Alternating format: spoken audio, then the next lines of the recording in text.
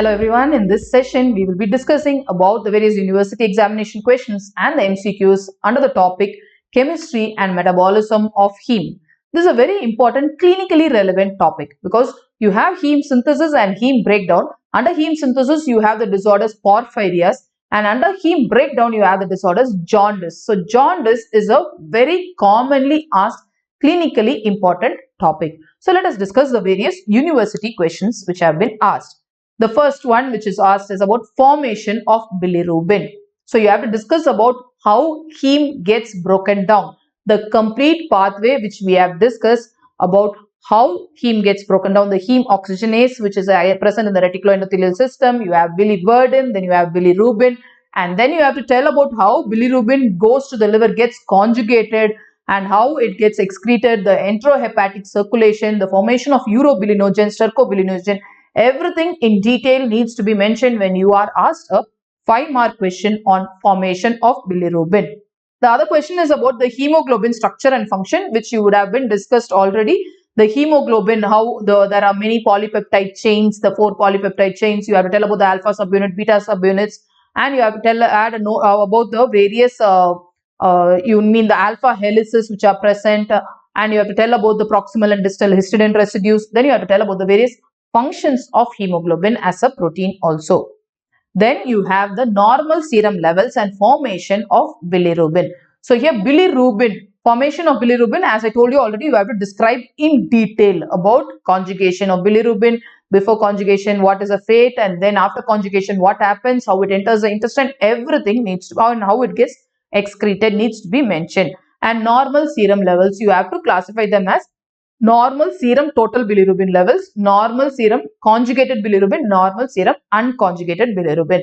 So it has to be 3 different categories of normal serum levels. This is a very important clinically relevant question. So the same way, jaundice is most frequently asked under this. How the questions are asked in university exams usually are asked on causes of jaundice. Always when you are writing about jaundice, you have to know what is jaundice. That is the yellowish discoloration of sclera, conjunctiva and the mucous membrane when you have hyperbilirubinemia. So you have to tell about the normal serum levels of bilirubin here also.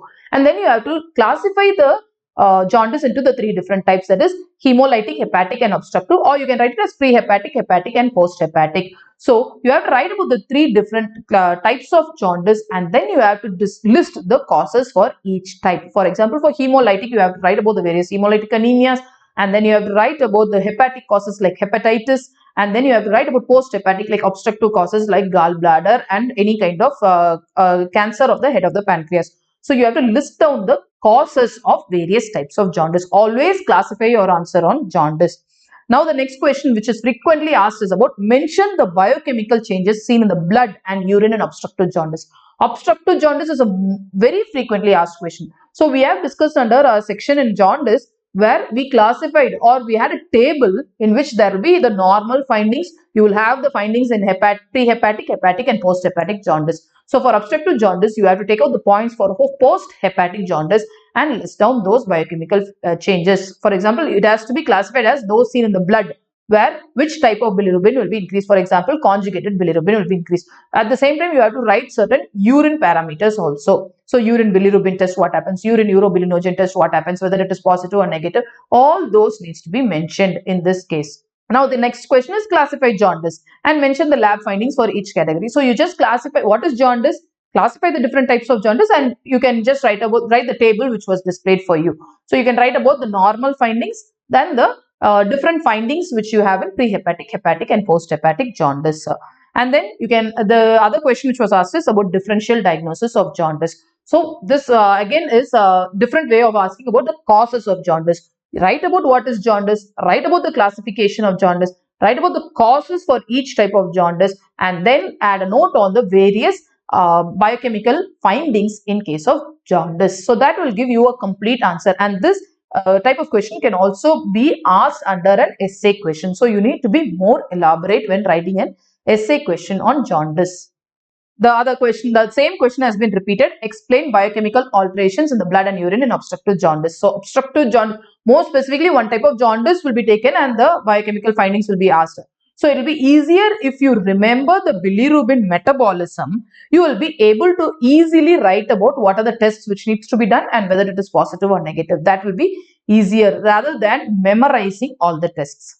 Now let us discuss few important MCQs which are asked under this topic. Okay. So which of the following is correct about the breakdown of hemoglobin? That is the order of breakdown. So you start with hemoglobin, right? So you start with hemoglobin. There are three options which start with hemoglobin. So here the best answer is hemoglobin will be broken down into heme and globin. Globin will go and join the protein amino acid pool. Then the heme will be broken down by the heme oxygenase into biliverdin, bilirubin, which then goes conjugates in the liver and then through enterohepatic circulation it gets in the urine as urobilinogen and the feces as stercobilinogen. So that is the most common or the most correct order for bilirubin metabolism or the breakdown of hemoglobin. Now the amino acid which is required for the synthesis of heme. Yes, you remember the first step of heme synthesis. It is glycine plus succinyl-CoA. So here the answer is glycine. Glycine is the amino acid which is required for synthesis of heme. Heme is converted to bilirubin. That is a heme oxygenase enzyme will convert into biliverdin and then into bilirubin. So where does this occur? This occurs in the reticuloendothelial system and more specifically it is a spleen.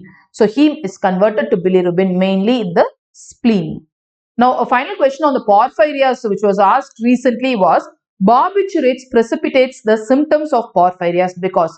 Barbiturates precipitates the symptoms of porphyrias because. The options are they induce ALA synthase, they inhibit ALA synthase, they induce heme oxygenase, they inhibit heme oxygenase.